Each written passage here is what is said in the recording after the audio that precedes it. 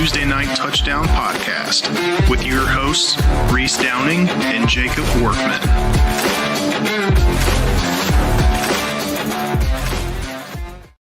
What's going on, guys? It is TNT Tuesday Night Touchdown Podcast, NFL edition, week 2 picks. With me, as always, is the fine citizen, Mr. Jacob Workman. Jake, how's it going, brother? Everything's good. Yeah, a little bit of a rough week. We'll talk about it here in a little bit. Solid week 1 start to the season. We're going to hop right into it here. We'll start off with week 1 results. I finished 8-8. I did hit my lock, missed my dog. Jake finished 5-11, missed his lock and dog this week, but it's just week 1. We got plenty of time to bounce back here. Let's hop right into the first game of the season. The Philadelphia Eagles beat the Dallas Cowboys 24-20 on Thursday Night Football in Lincoln Financial. Jalen Hurts had a pretty good game. He went 19-23 for 152. He added 62 yards and 2 scores on the ground. Did not have any scores in the air. Dak Prescott finished 21-34 for 188. Also no scores through the air. Couple headlines coming out of this game. First and foremost, before the game really got started, we had a little back and forth between Dak and Jalen Carter. Dak, it showed a little bit later in the game, kind of spit on the ground. Jalen was far away from him, kind of smiled, baited Jalen 100%. Jalen responded by doing something completely idiotic and spit on Dak.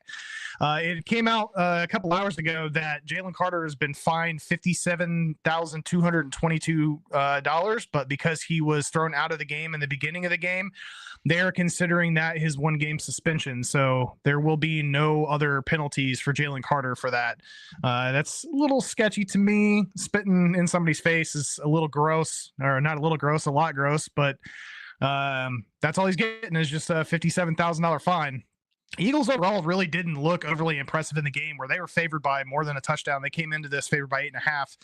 Saquon was held to 60 yards on 18 carries. A.J. Brown only had 1 catch for 8 yards. He didn't see anything in the first half. Devontae Smith had 3 catches for 16.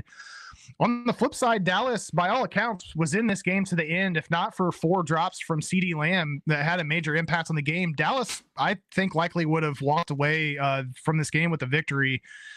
Jake, what were your thoughts on this game? Is Dallas starting off a little better than expected, or do you think Philly's just not where they need to be? I mean, honestly, I don't take much stock of what happens in week 1 with these teams really not playing anyone in the preseason. These are they're meaningful preseason games, honestly. Like it's very hard to get a read on what is going to happen. Yeah, I mean, first game of the year, it's kind of what you expect. It wasn't the greatest gameplay, an idiotic decision from Carter to start the game, pretty much. I don't agree with that. I think he should be suspended also. Like, I don't believe that should count as the suspension. I think that's ridiculous. Yeah, overall, though, I mean, yeah, it was competitive, at least. I will say that. We got a good game to open the season. Yeah, for sure. I'm cautiously optimistic about what Dallas looked like. Again, like you said, week 1, so there's still a lot of games to be played, but I like the system that Schottenheimer's put in place. Dak looked relatively good. CD's got to control those drops, but overall, I think Dallas played a pretty solid game, all things considered, especially with us, shipping Micah off, just less than 2 weeks before the season started. So they got a matchup in Jerry World this week against the Giants. We'll see how they do. Philly is going to be on the road playing the Kansas City Chiefs in the Super Bowl rematch. We'll talk about that here in a little bit. After the Thursday night game, we had a Friday night game where the LA Chargers beat Kansas City Chiefs 27-21 in Sao Paulo, Brazil. Justin Herbert was the highlight for the Chargers. He went 25-34 for 318 yards and 3 scores. Patrick Mahomes was the major player on the offensive side for the Chiefs. He finished 24-39 for 258 and a score through the air. He also had 6 carries for 57 yards and a score on the ground. One of the biggest storylines here is the loss of Xavier Worthy after colliding with Travis Kelce on a mesh concept on 3rd down. We'll take a look at that here in a little bit, but LA has to feel better about getting the monkey off their back. KC's won every game since September of 2021. So, it had been a little bit better for the Chargers, I think, to get a win in KC, but a win is a win. So starting with a victory over the Kansas City Chiefs has got to be solid for Harbaugh and company. Jake, with Rashee Rice serving the 6-game suspension, Xavier Worthy is currently listed as day-to-day, which is a little surprising to me because that was a rough hit. You think the Chiefs are going to be in the market for a receiver? Do you think they just kind of hold strong? What are your thoughts on the game? Yeah, the outlook kind of changed for Worthy. It seemed like he was going to be out for a while, and then they're like, "Oh, he might play." What? I actually text Ike during the game because I know that he's obviously a big Chiefs fan. For anyone that has seen him on the show, and I said to him, I said, "Do you think this opens the door for Tyreek to go back to Kansas City because?" The Dolphins situation is a mess. He doesn't want to be there. I think they're going to have to get rid of him. And with the Chiefs needing a receiver, I think if there's one team that might risk bringing him in to deal with this bullshit, it's someone that's done it before, and they're in need. And I think he would like to go back to being a Super Bowl competitor too. He said that makes the most sense. Obviously, it's wait and see at this point, but it wouldn't surprise me to see Tyreek back in in Arrowhead. Yeah, I wouldn't be surprised either, and that actually tees up quite well the next game we were going to talk about here, which is the Colts fans have to be happy. They got a 33-8 victory at home over the visiting Miami Dolphins. Danny Dimes had himself a game as his first official start as a Colt. He went 22-29 for 272 and a score. Great win for the Colts as they honored Jim Irsay after his passing during the offseason. Danny Dimes, you think he's going to be the season-long answer for Indy, or do you think that's a little bit of an overreaction after just one game?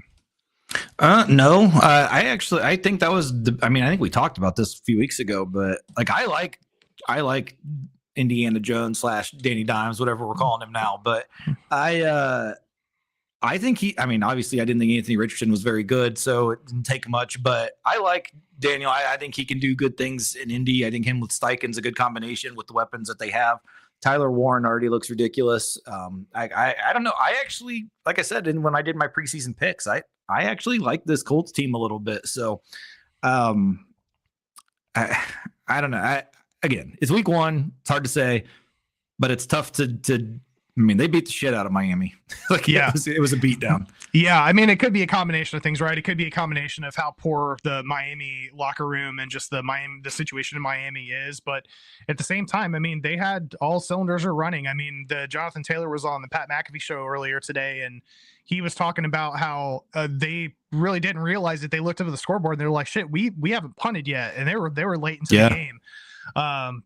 Again, early in the season here, so we don't want to have too much of an overreaction, but the Colts did look good. I had them in the under win total as one of my favorite 10 bets to kick off the season. If they keep playing like this, Jonathan Taylor, Pittman, Tyler Warren, those guys can stay healthy. The Colts may surprise some folks, so we'll see what happens. They even had Leatu Latu had a nice little drop back interception. Looked like me in Madden and college football out there. It's like throwing controllers when I realized I was just watching the game. Yeah. Finally here, unfortunately, the Detroit Lions walked into Lambeau and lost 27-13 to the Packers in a game where Green Bay was pretty much in control throughout. Detroit seemed to struggle a little bit to find a pass rush. The offensive line didn't quite look the same without Zeitler and Ragnow. Terry and Arnold had a rough game. Offense seemingly stalled and had to settle for field goals a few times. The run defense seemed to be the highlight for your Lions, Jake. What were your thoughts on the game, and what does Detroit need to do to right the ship at home this week against Chicago? Thankfully, they don't need much motivation with Benedict coming to town, so I don't really – I think we'll be fine this week. Yeah, it's a road trip to Lambeau to start the year, so obviously it's going to toughen itself. Little changes. I didn't really think we had any issues coordinator-wise. I think everything was fine there. I just the offensive line, again, I think it's the lack of preseason is our offensive line didn't play together at all. And they were not the best. Goff not playing in the preseason he's under a little bit different pressure this year than what he's going to be in the past. So he's going to have to get used to that. Again, I think the ship is easily rideable. I'm not concerned whatsoever. And like I said, returning home, we'll finally, it's our first home game since the tragic loss to Washington. The fans, as if we needed any more motivation, are going to boo the absolute Christ out of that idiot. So I think it's going to be a fun one Sunday. I think it'll be just what we need to get right back on track. Yeah, and for what it's worth, Chicago did not look good in that game last night. Minnesota didn't look great either, but if you take away that first drive from Chicago and then the pick six, Chicago scored 10 points at home against a division opponent with their golden boy at head coach, their golden boy at quarterback, and they had 4 or 5 false starts at home. And now you're going to go into a dome to play another division rival in Detroit. You know that crowd's going to be rowdy. I mean, it's one game, again, not overreactions here, but Caleb Williams has not looked fantastic since he's stepped into the NFL. And I know Ben's been there to get things done. I do know that Ben is supposedly a much more hard-nosed coach, like I can't remember if it was, I was listening to Good Morning Football this morning, or maybe in the Pat McAfee show, but they were talking about how Caleb has always been the perennial quarterback in every team that he's been on, from high school all the way into the pros.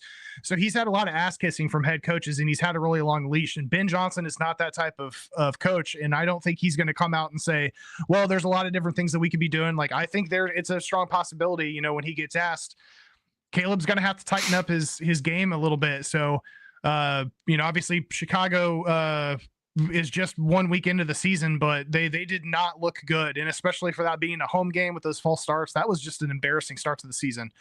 There's a couple of things I want to get into with that. One is, that penalty wise, I think they finished with like 12 penalties for like 140 yards or something crazy like that. You're not winning games like that. But the other thing with that too is in people are going to need to realize, I've said this ever since this podcast has started, the Bears have no running game. Ben Johnson's coming from David Montgomery and Jahmyr Gibbs with an offensive attack. They can't they still can't run the ball. So that's where the difference is going to come in. And that, I don't fault Caleb for that.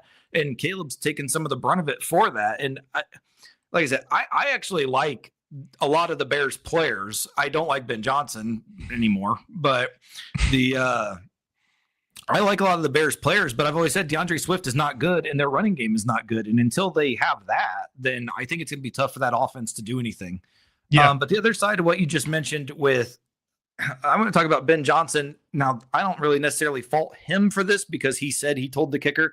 I want to go over this kicking thing because I've had some issues. The Lions really pissed me off with this. So Ben Johnson told their kicker to kick the ball out of the end zone for a touchback. So with him kicking it into the end zone last night, Minnesota decided to just run it out because that was going to take it under the 2-minute warning so that they didn't have to use, or so that they wouldn't have a timeout left, basically ending the game. So when they kicked it, Ben Johnson said he did tell, I think it's Cairo Santos, he did tell him to kick it out of the end zone. So we'll put that on the kicker, whatever. But the other thing that needs to be taught, and one of the main changes I'm seeing here, special teams need to teach these guys almost like punts. If the punt is going to land in the end zone, you're not going to catch it. They need to get to that point with these guys on kick returns. You do not want to return a kick return that's landing in the end zone. And you're going to have to determine, because the point that the kickers are trying to get to right now is to land it right in between the 5 and the 1 right now, because you don't want to kick it. The touchback rule, there's a big difference if it's the 20-yard line or if it's the 35-yard line. That's a huge advantage. Yeah. And the Lions are catching them like 1 and 2 yards in the end zone and running them out. I'm like, no, if the fucking ball goes in the end zone, you do not return that. And you watch a lot of like the games over the weekend, a lot of teams are not doing that. And I think that that's something that's going to drastically change. They've got to know where they're at on the field on the returns. And then the other thing, I forget what team it was, but one team had a really good strategy I like, because if you kick the ball and it lands in the landing zone and then goes into the end zone for a touchback, you only get it at the 20. So a lot of teams are now hitting almost like a hard squib that as long as it lands in the landing zone, it'll just continue to roll out of bounds. And that's saving them 15 yards right off the jump right there. So, I mean, the kicking rules, obviously with the changes, there's going to be a lot of strategy changes, but that's one thing that I think really needs emphasized. If I see one more fucking Lions player return a kick from the end zone, I might kill someone. It's ridiculous. Well, the hard squib is a double whammy, right? Because it's either going to roll back to the back of the end zone, so long as it doesn't, go too far into the lane or too forward into the landing zone. But the second part of that is that those squibs are not always easy to field. So you have an opportunity for one of those guys to fumble that ball, and then they're just going to cover it, and then they're going to be behind even the 20, right? So, or even a possibility to cover the kick, depending on how well the kick return team is blocking. So there's definitely some adjustments that need to be made based on the changes. And with the hard squib, the one little risk that comes with it, just to talk about it, is if they do hit it short and it doesn't go, then they do get the ball at the 40. So yeah, that's a 5-yard difference versus. Well, right. But yeah, I know. Yeah. But from what they're trying to do, that's a 20-yard difference. Yeah, well, no, but that's the point that I'm trying to make. Is like, you're risking a 5-yard difference between the 35 or the 40 versus the 20 to the 35. I think the risk is worth it there. So yeah, I do too. Yeah, I'm with you. All right, well, let's run through some quick news here. Not too much to cover. We're going to start off with the 49ers because they've got a lot going on. George Kittle has hit the IR with a hamstring injury. He's going to be sidelined for at least the next 4 weeks. They had estimated 3 to 5 weeks before they just announced that he is going to go on IR. Brock Purdy is dealing with both toe and shoulder injuries. His status is a little bit in doubt for this week's game. If he doesn't start, that means that Mac Jones would end up being the starter for the Niners going to their week 2 tilt against the Saints. They have signed Kendrick Bourne off of free agency. They also cut Robbie Chosen. The name cracks me up. They also got rid of kicker Jake Moody after a couple of missed kicks. They have signed Eddie Pinheiro off of free agency. So the Niners have been busy since Sunday. Jacksonville Jaguars have traded running back Tank Bigsby to the Philadelphia Eagles in exchange for 5th and 6th round picks in 2026. That was a little bit surprising from Jacksonville's side. ETN had a really solid game, and I know that they've got I can't remember their other current backup, but a little surprising to me that they would give up Bigsby for a 5th and a 6th round. Pittsburgh Steelers are signing expats defensive back Jabril Peppers after Deshaun Elliott suffered an injury in the week 1 win against the Jets. Chiefs wide receiver Xavier Worthy, we talked about him. He's actually listed day-to-day with a shoulder injury after his collision with Travis Kelce in Friday night's loss to the Chargers in Sao Paulo. And finally, head coach for the Giants, Brian Daboll, says Russell Wilson will remain the starting quarterback heading into the week 2 tilt against the Dallas Cowboys at Jerry World. Before we head into our picks of the week, we are going to start trying to cover some plays of the week. We're doing that on the college episode, so we're rolling it into the NFL show as well. We're going to start off with just an absolutely ridiculous catch here from DeAndre Hopkins. He is having an opening night. Lamar laying it up for Hopkins. The veteran still got it. DeAndre Hopkins touchdown.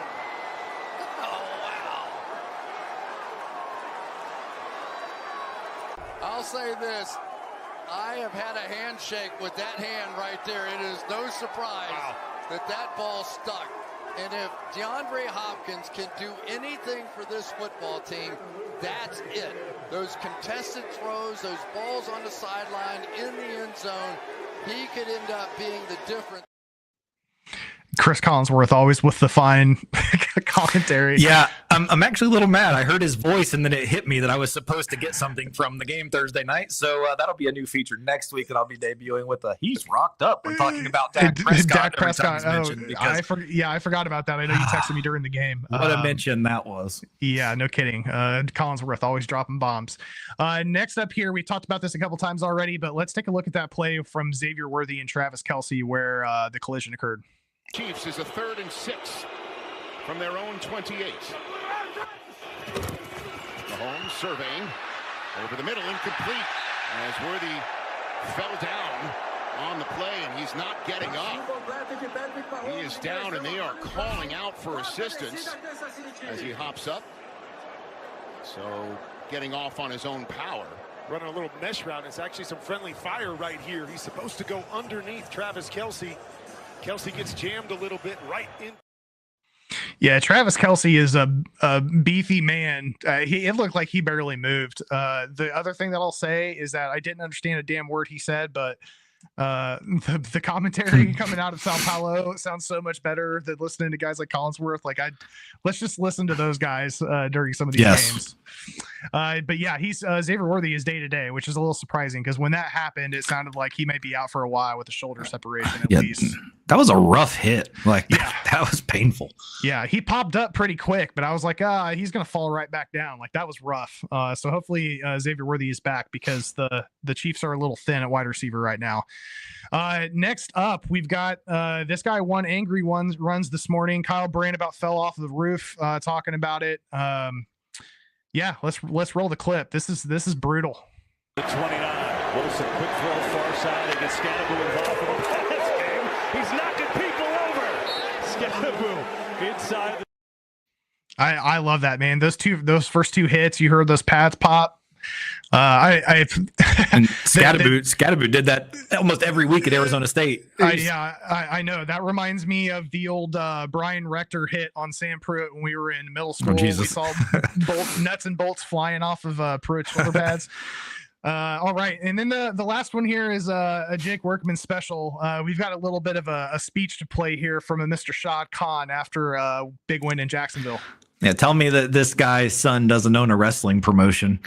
This is what we envisioned in January, okay? Yes, sir. It's happening here in September. Gonna go on forever!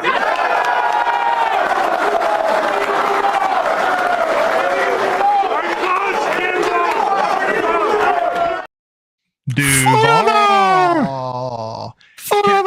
Forever. Yeah, that guy has one incredible mustache. I also look at Trevor Lawrence in the background. This is what we envisioned in January, okay? Yes, sir. It's happening here in September.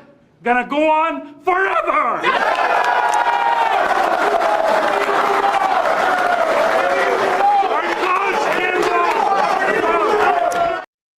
He's like, I'm so used to this shit. It like doesn't even phase him anymore. Yeah, if you deal with Dabo your whole life and you got to see, I mean, that's nothing. Yeah, that's fair. That's fair. Dabo shoots Bibles out of his ass. Good Lord. On that note, let's hop into week 2 picks here. We're going to kick things off. The 1-0 Washington Commanders are traveling to play the 1-0 Green Bay Packers Thursday at 8:20 p.m. at Lambeau Field on Amazon Prime. Over under is 48.5. Green Bay is favored by 3.5. Yeah, short week. You typically like the team at home. Both of them coming off pretty big wins. I'm actually going to go a little surprise here. Let's start the week off with an upset. Give me the Commanders plus 3.5. Yeah, Green Bay has got a few guys that are banged up after the Detroit game. Commanders have a pretty strong offensive line. Jaden Daniels is one of the best dual threats in the league. Green Bay, I would think, would have a little bit better of a game again in the run. But this game is a bit of a toss-up to me, too. I am also going to take the Commanders here in the points. Next up, we have the 0-1 Cleveland Browns at the 0-1 Baltimore Ravens. There it is. Sunday at 1 p.m. at M&T Bank Stadium on CBS. Over under is 45.5. Baltimore is favored by 11.5. Yeah. The Browns Bengals game last week was all over the place. I thought the Browns were actually going to win the damn game for a while. Baltimore, I don't see them going 0-2. I think they're going to return home. Obviously, it was a tough game Sunday night. That's a tough way to lose, but I think they'll get back on it and beat the Browns. I think they'll cover. Yeah, Ravens blew a fourth quarter lead against the Bills. I don't think that's going to happen here. I'm going to take Baltimore to win and cover here pretty easily. Next up, we have the 1-0 Los Angeles Rams at the 0-1 Tennessee Titans Sunday at 1 p.m. at Nissan Stadium on CBS. Over under is 42.5. The Rams come in favored by 5.5. Yeah, Stafford. I don't know if so I'm a little upset that didn't make your news segment, but 60,000 passing yards last week. He's now top 10 all time, and I do believe that he has some within reach still. Also, there was some other record. I don't remember exactly what it was, but something about starting games. I'll get it for next week. We'll add to it. But I am interested in this because the Rams going on the road. It's an interesting spot because I watched Tennessee Denver, and I actually didn't mind what Tennessee did. I know Cam Ward's numbers weren't like all that impressive, but team wise, they played really well. This is a tricky one for me, but I'm going to take the Rams to cover. Oh man, and the West Coast team playing at 1:00 too. God, this is like all of the signs you usually don't bet for, but I'm going to go Rams minus 5.5. So not putting big money on this game. Cam Ward is having a bit of a rough start to his career going up against really strong defenses. He's going to have to be in the move on this game too, going up against this Rams defensive front. I am going to take LA to win and cover. Next up, we have the 0-1 Chicago Bears at the 0-1 Detroit Lions Sunday at 1 p.m. at Ford Field on Fox. Over under is 47.5. Detroit comes in favored by 5.5. Yeah, MCDC basically guaranteed a victory. Said we have to have it. Like I mentioned earlier, Amon-Ra St. Brown said as soon as Benedict enters the stadium, he better hear everyone booing, and he said even the team will be booing. So I think this is going to be a very, very fun crowd. I mean, the week 1 game, first home game, is always awesome. And to add to it with this, and plus we basically need to win. We don't want to start 0-2 in the division. So I think we're setting up for a good one here. I'm going to take the Lions. Yep, I am on the Lions as well. Next up, we have the 1-0 Buffalo Bills at the 0-1 New York Jets. 1 p.m. Sunday at MetLife Stadium on CBS. Over/under is 45.5. Buffalo comes in favored by 7. Yeah, Jets have to be a little sick last week. It looked like they were going to beat the Steelers. They actually played pretty well offensively. They got our guy who was our Lions offensive. He was the quarterback coach, and took him over. He's running the offense there now, so you see a little similarities from what we used to have. I think that's perfect for Justin Fields. I think this game is going to be actually a really good. 7 is a lot to me, especially for a road game, but it's hard to doubt Buffalo also. Buffalo's offense has had usual very good success against Aaron Glenn in the past too. So I will take Buffalo. Yeah, the Bills are going to need to be careful here from a hangover game after that comeback win against the Ravens. I think Buffalo's going to get the win, but I don't like the 7, so I'm going to take the Jets here to cover. Next up, we have the 0-1 New York Giants at the 0-1 Dallas Cowboys. 1 p.m. Sunday at AT&T Stadium on Fox. Over/under is 44.5. Dallas comes in favored by 5.5 at home.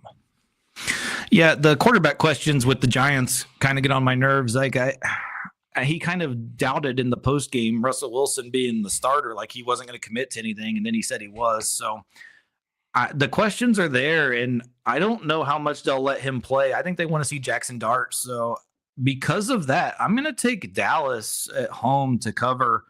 I actually don't mind this Giants team. I love their defense, honestly, and I think they're going to give Dak hell. That's why I think this might be a good game, but until they know what they're doing on offense, I like the Cowboys. Yeah, I think Dallas looked pretty good, all things considered, against the Eagles last week. It's like I said earlier, I'm a little cautiously optimistic that Schott's system is an improvement over the McCarthy era. Giants also didn't look great last week. They are staying with Russ. I think this makes it a little easier for me, so I am also going to roll with the Cowboys here, minus 5.5. Next up, we have the San Francisco 49ers at 1-0, visiting the 0-1 New Orleans Saints, Sunday at 1 p.m. at Caesars Superdome on Fox.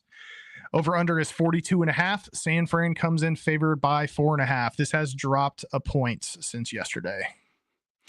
Yeah, Kittle's injury, I'm sure, was probably that. So they're going to be without Kittle. The Niners just have injuries, I feel like everywhere, at all times. But the Saints are not good. Like I said, I barely had them winning a couple games this year. So 4.5 seems a little low for me. So I'm going to take the Niners. Yeah, multiple question marks on San Fran's offensive side of the ball, but the defense looked good in Saleh's first game as DC. I expect Rattler to be rattled, so I am also going to take San Fran here on the road. Next up, we have the 0-1 New England Patriots at the 0-1 Miami Dolphins, 1 p.m. at Hard Rock Stadium on CBS, over under 43.5. Miami comes in favored by 1.5 points. Yeah, I've said this when we did our preview. I barely had Miami winning any games, and I think they showed last week why. This team's just in complete disarray. I can't believe that they're a favorite in any game this year. I don't think they should be favored against anyone, not even the Jets. So I'm going to take New England plus the 1.5. I am with you. Both teams disappointed a little bit last week, but I think the locker room's in a much better situation in Foxborough than it is in South Beach. So I am going to take the Pats here to get the outright W. Next up, we have the 1-0 Jacksonville Jaguars at the 1-0 Cincinnati Bengals, 1 p.m. Sunday at Paycor Stadium on CBS. Over/under is 49.5. Cincy comes in favored by 3.5. Yeah, I like Jacksonville this year.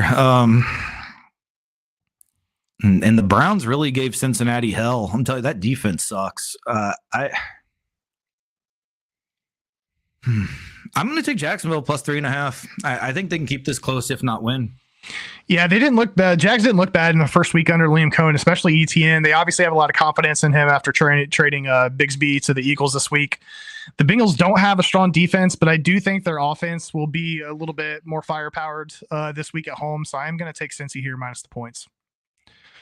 Next up, we have the 0-1 Seattle Seahawks at the 1-0 Pittsburgh Steelers, Sunday at 1 p.m. at Acrisure Stadium on Fox. Over under in this one is 39.5. Pittsburgh comes in favored by 2.5. 39 is ridiculous. Jesus. Low. Yeah, I like the Aaron Rodgers debut in Pittsburgh, and I really like I think the Steelers are going to keep getting better week by week. This team seems very good to me, and I like the pieces that they have in place. I'm going to take Pittsburgh. Yeah, Pittsburgh should be a little bit more relaxed at home, and A-Rod's first game as a Steeler in front of a home crowd. The Seahawks also didn't do a great job of protecting Darnold, which is a little concerning going against this defense. So I'm also going to take Pittsburgh at home. Next up, we have the 1-0 Denver Broncos at the 1-0 Indianapolis Colts, Sunday at 4:05 p.m. at Lucas Oil Stadium on CBS. Over under is 42.5. Denver comes in favored by 2.5. This is our Colts. This is our team. Give me the Colts. The battle of the glue factories. I like Indy. I don't know. I do like Denver's defense. But like I said, it was a closer game with Tennessee last week than people realize. I actually like Tennessee a lot in that game. So I think the Colts can keep it going at home. I'm going to take the Colts. I'm taking Colts straight up. Yeah, Bo Nix did not look good last week. I think he came in a little overly confident. You saw that in his throws, but that defense just has the ability to keep him in these types of games. Let's ride, you fucking the Broncos. Pardon my French. I was waiting for the Bo Nix sucks at the end of that. I think Indy is going to come in high after the win against Miami at home, but I think Danny Dimes might have a little bit of a reality check going up against this defense here. So I am going to take Denver here to win and cover. Get out of here. Denver is trash. I love it. Next up, we have the 0-1 Carolina Panthers at the 1-0 Arizona Cardinals, Sunday at 4:05 p.m. at State Farm Stadium on CBS. Over under is 43.5. Arizona comes in favored by 6.5. Jesus. Yeah, I watched Arizona in New Orleans last week, and my God, what a disaster. I'm not big on the Cardinals. 6.5 is amazing. I don't understand how they can be that big of a favorite against anyone. I'm taking Carolina. Yeah, I'm actually with you here. I think 6.5 is a little salty, so I am also going to take Carolina and the points here to keep it close enough. Next up, we have the 1-0 Philadelphia Eagles at the 0-1 Kansas City Chiefs, Sunday at 4:25 p.m. at Geha Field at Arrowhead. 46.5 is the over-under. Philly comes in favored by 1.5. Yeah, I just can't see the Chiefs being 0-2, to be honest. I know that the receivers are going to be a question, but I think they'll find a way to get it done. I just can't see them being 0-2. So for that reason, I'm going Chiefs. Yeah, I went back and forth on this one. The Eagles didn't look overly impressive against the Cowboys last week, but I just don't see the Chiefs starting 0-2. I guess it could possibly happen, but I'm going to take the Chiefs in the 1.5 here. Next up, we have the 0-1 Atlanta Falcons at the 1-0 is what that should say, Minnesota Vikings, Sunday at 8:15 p.m. at US Bank Stadium on NBC. Over-under is 45.5. Minnesota comes in favored by 4.5. Penix is going to come in with his boy back home, Kirk Cousins.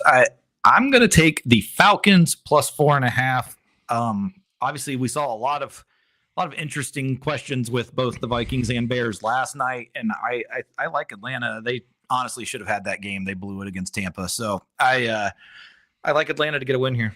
Yeah, I think Atlanta fell victim to a late surge from Baker, and I think Minnesota also got some help against a middling Chicago team. I wasn't overly impressed with the Vikings either. I actually like the Falcons in this one, so I'm going to take Atlanta here plus the points. All right, we've got two Monday night football games this week. The first one is the 1-0 Tampa Bay Buccaneers visiting the 0-1 Houston Texans, Monday at 7 p.m. at NRG Stadium on ABC and ESPN. Over-under is 42.5. Houston comes in favored by 2.5. Give me Houston at home. I liked what they did against the Rams last week. They played well. And like I said, Tampa, I think, got a lucky break last week in beating Atlanta. I don't think they should have won that game. It's back-to-back road games for Tampa, too. So I'm going to be on the Texans. Yeah, I went a little back and forth on this one. I've been high on Tampa since the preseason. I know they're still dealing with a couple injuries, They did need a late touchdown to get the W in Atlanta, but I do think they also have a better matchup this week against a Texas team that just seems a little bit weak up front. They didn't find the end zone in week 1. The rushing attack is one of the big things for the Texans, and they're missing their main guy in Joe Mixon, so they've been leaning on Chubb. I'm going to go ahead and take Tampa here plus the 2.5. And then our last Monday Night Football game is the 1-0 Los Angeles Chargers at the 1-0 Las Vegas Raiders, Monday at 10 p.m. at Allegiant Stadium on ESPN. Over under is 46.5. Chargers come in favored by 3. Yeah, I like the coaches in this game. Big coach battle with Harbaugh and Carroll. I like them both. It's going to be interesting. I think the Chargers shocked a lot of people in that game with the Chiefs. I don't think anyone was expecting that, really. The Raiders went to New England and played very well too. So really good game. Unfortunately, it's going to be late as hell. But I'm going to take the home team in the points. I'll take the Raiders. Yeah, this is the third round of the Harbaugh-Carroll saga because they played against each other in the Pac-12. They play against each other in the NFC West. Now they're here in the AFC. I think this is going to be a really good game if the Raiders offense looks like anything like they did last week. I am just a little bit more on the Chargers right now with the line being at 3. I think this could possibly be a push, but I am going to take Harbaugh and the Chargers here. All right, that is it for our games. We are going to jump into our locks of the week. Jake, what is your lock? My lock of the week is the Lions returning home, minus 5.5 against the Bears. Fuck you, Benedict Johnson. I'm rolling with my boys here. I got the Dallas Cowboys minus 5.5 against the New York Giants. All right, let's hear it. Jake, who's your dog? Give me the Commanders going on the road to Lambeau Thursday night on Amazon at plus 150. There's some nice juice in that game, plus 150. I like it. I am going to roll with the game we just talked about. Tampa Bay Buccaneers sitting at plus 126, traveling to Houston to get the outright win. All right, guys, that is it for our week 2 picks. We just did our college show, so please check that out. Like, share, subscribe. As always, we appreciate you guys tuning in. We will see y'all in week 3. Cheers. Get out of here. Denver is trash.